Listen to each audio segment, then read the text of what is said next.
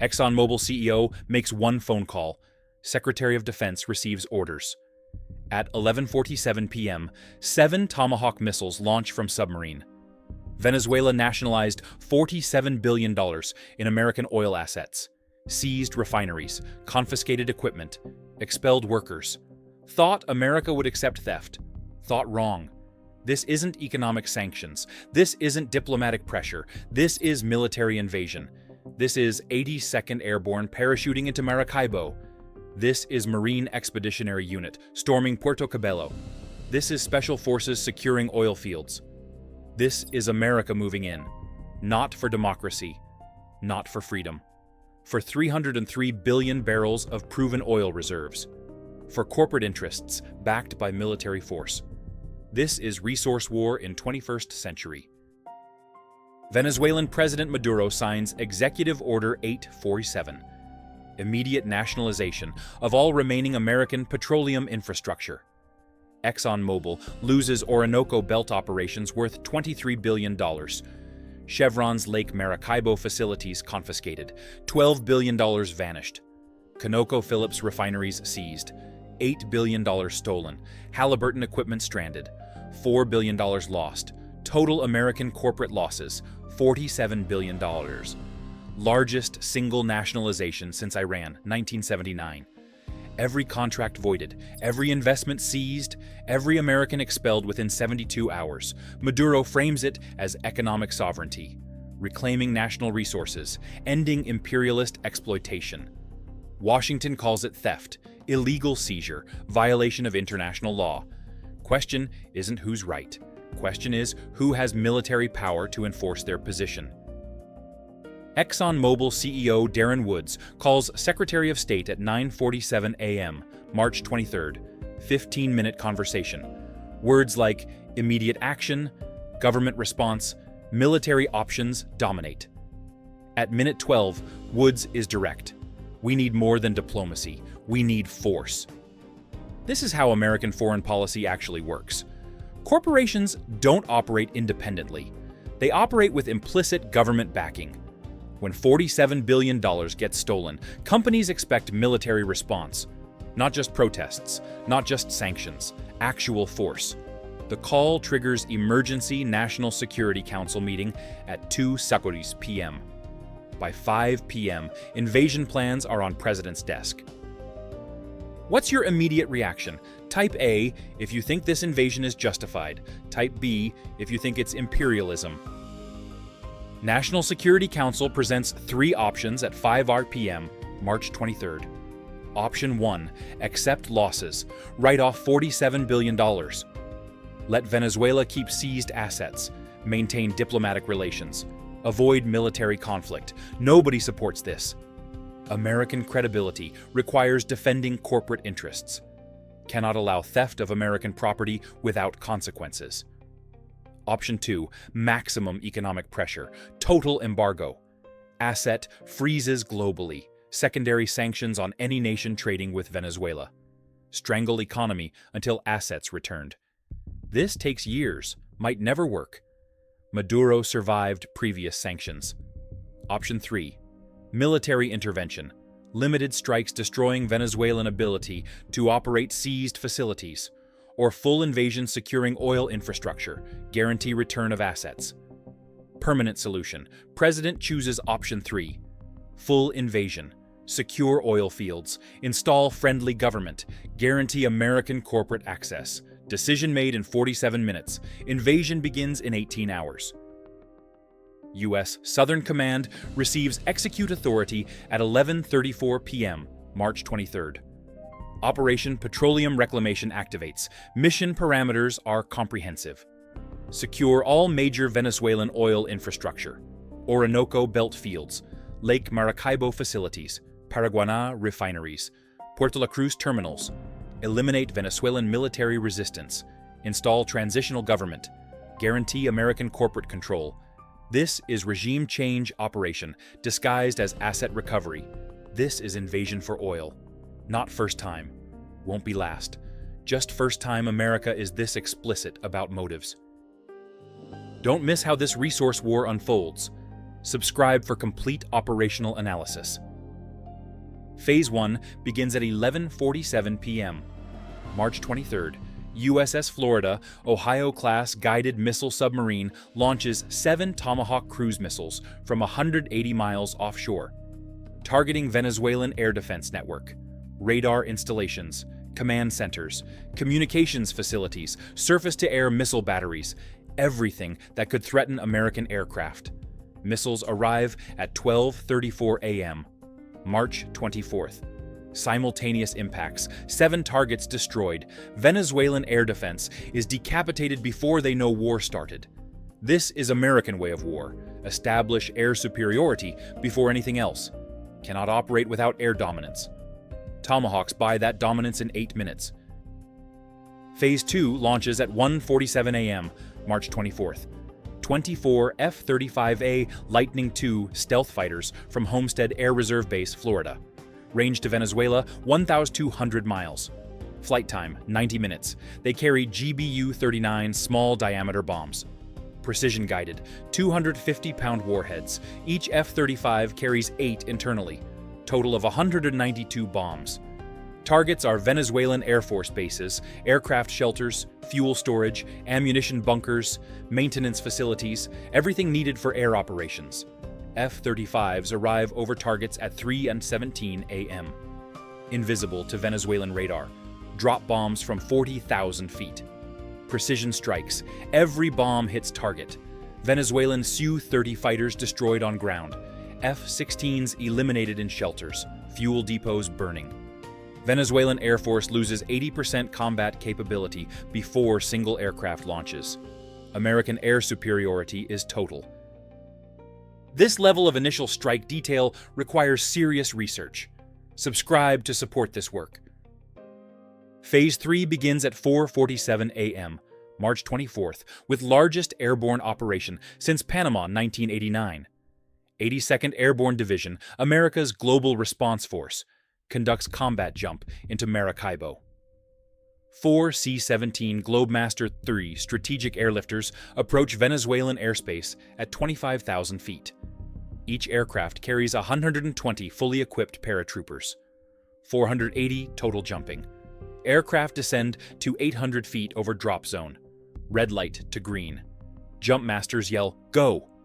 Paratroopers exit in rapid succession, 4 jumpers per second. T-11 parachutes deploy automatically. Static line extraction. Canopies blossom. 480 paratroopers descend through dawn light. Landing zone is industrial area adjacent to Lake Maracaibo oil facilities. Wellheads visible, pumping stations, separation facilities, storage tanks, everything Chevron operated before Maduro nationalized. Paratroopers hit ground hard. Training kicks in, release parachutes, assemble weapons, M4 carbines, M249 squad automatic weapons, AT-4 anti-tank rockets, 60mm mortars, form squads, link up with platoons. Company commanders establish command posts, battalion headquarters coordinates movement. Within 23 minutes of first jumper landing, 480 paratroopers are organized, equipped, moving toward objectives. Venezuelan security forces watch from distance. See American airborne troops, professional soldiers, modern equipment, overwhelming numbers. Venezuelan guards are facility security, not combat infantry, paid minimum wage, given old rifles, minimal training. They're not stupid, they're not suicidal, they abandon positions, flee into Maracaibo City, disappear into population. Smart decision. 82nd Airborne is elite light infantry, combat veterans, Iraq, Afghanistan, Syria, extensively trained, heavily armed. Motivation is high. Venezuelan guards have families, have lives, have no desire to die defending oil facilities for government that doesn't pay them. Americans encounter zero resistance. Secure oil infrastructure by 6 a.m. Every wellhead, every pump, every separator, every storage tank, every control room, everything intact, undamaged, ready for immediate operations, mission accomplished, zero casualties, perfect execution. Simultaneously at Puerto Cabello, Marine Expeditionary Unit 24 conducts amphibious assault from USS Kearsarge. Wasp-class amphibious assault ship offshore. Flight deck launches CH-53E Super Stallion heavy lift helicopters at 4:47 a.m. 6 helicopters, each carries 36 Marines. 216 total in first wave. MV-22 Osprey tiltrotors follow, carrying weapons, equipment, vehicles. Well deck launches LCACs. Landing craft air cushion, hovercraft carrying vehicles, trucks, Humvees, light armored vehicles. Everything needed for sustained operations. Marines approach Venezuelan coast at 140 knots. Fast, low, aggressive. Venezuelan coastal defense positions fire. 23mm anti-aircraft guns. Inaccurate, panicked, ineffective. Marine AH-1Z Viper attack helicopters suppress resistance. AGM-114 Hellfire missiles. Target defensive positions. Bunkers explode. Guns silenced. 20mm cannons strafe trenches. Venezuelan defenders break, retreat, run. First wave Marines land at 5:03 a.m. Establish beachhead. Secure landing zone. Second wave arrives. Third wave follows. Within 40 minutes, 840 Marines are ashore with vehicles and equipment. They advance toward port facilities. Encounter sporadic resistance, small arms fire, RPG rounds, nothing coordinated, nothing effective. Marines suppress with overwhelming firepower. M1A1 Abrams tanks, M2 Bradley fighting vehicles, tube artillery. Venezuelan defenders cannot compete. Most surrender, some flee, few fight. Marines secure port by 7 a.m. Minimal resistance encountered. 3 Marines wounded, none killed. Venezuelan casualties estimated 67 killed, 180 wounded, 340 surrendered. Port facilities secured, intact, undamaged, ready for petroleum export operations. Mission accomplished. Perfect execution. What would you do as American field commander during this invasion? Comment your tactical priorities below. Special Operations Forces conduct simultaneous precision raids securing critical petroleum infrastructure across Venezuela. SEAL Team 4 infiltrates Orinoco Belt oil fields beginning at 3:30 a.m. 4 teams designated Alpha through Delta. 48 operators total, 12 per team, insertion by MH-60M, Black Hawk helicopters, Special Operations variant, enhanced avionics, additional fuel tanks, defensive systems. Helicopters fly 40 feet above jungle canopy, terrain following, radar evading, night vision pilots, arrive over drop zones, fast rope insertion. Teams descend 60 feet in darkness. Hit ground silently. Helicopters depart immediately. SEALs move toward objectives through dense vegetation. Thermal optics identify heat signatures. Venezuelan security guards, workers, equipment. SEAL Team Alpha approaches Morajal pumping station. Mission is secure without destroying. Preserve infrastructure for American corporate use. Team moves silently. Suppressed HK-416 rifles ready. Night vision active. Reach perimeter fence. Cut through. Enter facility grounds. Identify security guards. 4 present. Smoking cigarettes. Talking, unaware. SEALs neutralize non-lethally where possible. Zip tie wrists, secure in equipment shed, no shots fired, no alarms triggered. Proceed to control building. Plant-shaped charges on door locks, breaching charges, silent entry. Facility workers inside look up shocked. Hands raised immediately. Cooperative, smart. SEALs secure control room, computer systems. SCADA networks. Everything needed to operate pumping station. Team Bravo secures Jose separation facility. Similar tactics, silent approach, non-lethal neutralization.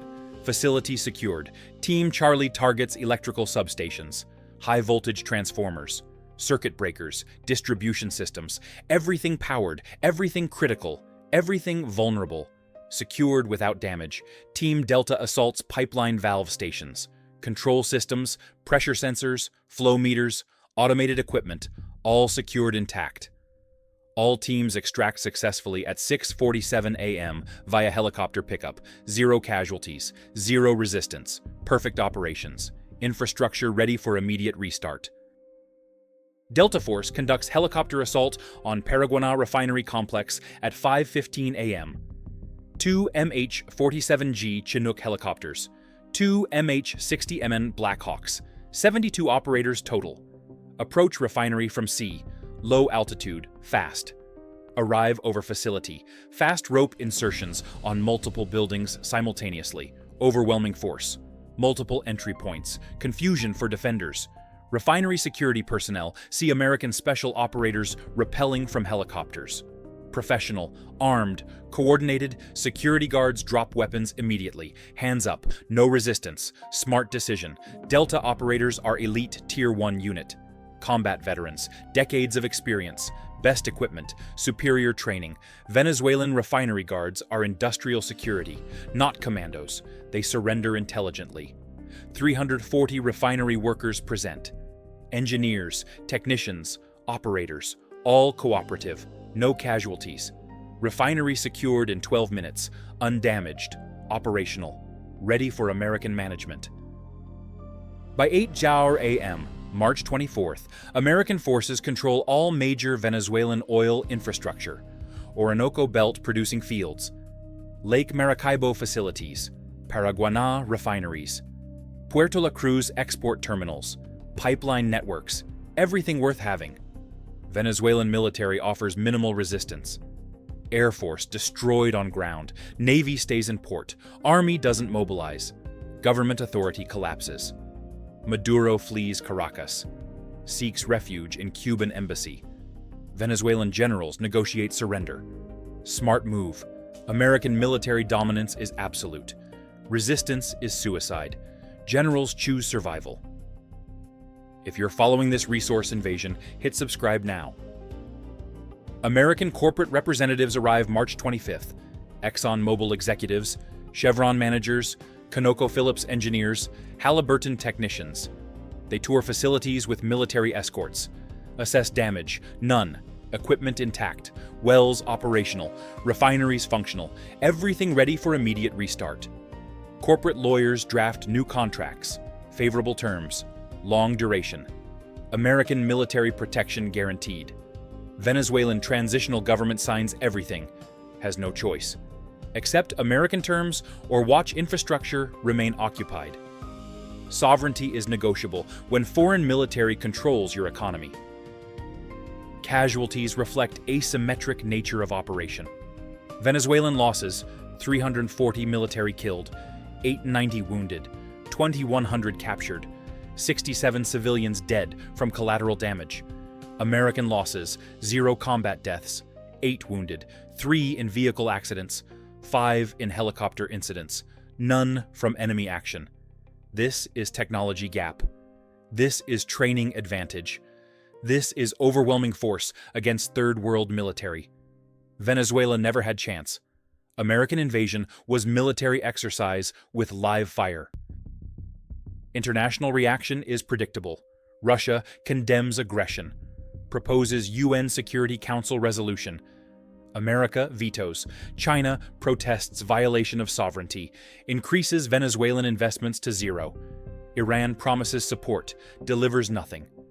Cuba accepts Venezuelan refugees, offers no military assistance. Latin American nations issue statements, expressing concern, taking no action. Everyone understands reality. America just demonstrated that oil in Western Hemisphere ultimately belongs to whoever can defend it. And only America has force projection capability. Your engagement shapes what we create. Comment analysis and share this video. Regional implications reshape South America. Colombia celebrates quietly. Venezuelan threat eliminated. Border secured. Colombian oil gains market share. Brazil maintains public neutrality. Private relief. Venezuelan refugees were destabilizing. Crisis resolved through American force. Cuba loses primary sponsor. Venezuelan oil subsidies kept Cuban economy functional. Now Cuba faces isolation again.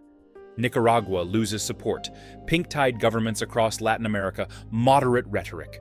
Nobody wants American military attention. Nobody wants to be next Venezuela. Resource nationalism becomes too expensive when America responds with invasion. American domestic politics divide predictably. Supporters praise decisive action, protecting American investments, defending property rights, securing energy resources.